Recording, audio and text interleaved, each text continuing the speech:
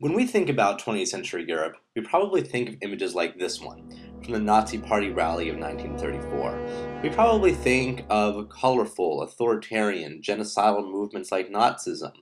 Perhaps we think of Italian fascism. These are the sorts of movements that dominate our historical memory that we find in the History Channel.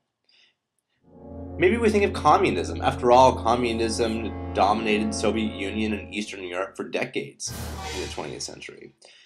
But from a historical perspective, none of these were the most important or most lasting political experiments in 20th century Europe. After the devastation of 1945, all of these vanished, at least in the West, in favor of something different, something we might not know so much about. After this, we don't find a revival of communism, but instead Christianity. After 1945, there was an enormous revival of Christian belief and practice. And this might surprise us. We might think that with the development of capitalism and technology and democracy, that Christian belief or practice might somehow diminish, but nothing of the sort happens. Look at this image of the Paris Victory Parade in 1944. This is a tremendously significant event headed by two Catholics. Here's Pope Pius XII. A moral icon throughout Western Europe and the world after 1945.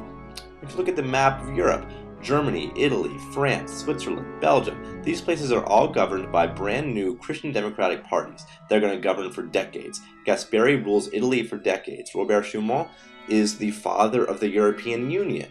Also in France, Charles de Gaulle, who's going to govern for decades. He is the hero of the resistance and he is devoutly Catholic.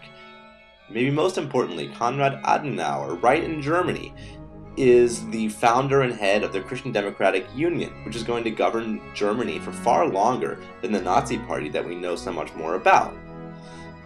Now this might cause us to ask some questions. What does it say about religion and democracy and modernity if at this moment, the moment that contemporary Europe is born, a liberal, democratic Europe, it was not socialist, but instead it was Christian? What does that say about them, and what does it say about us? Thank you for listening.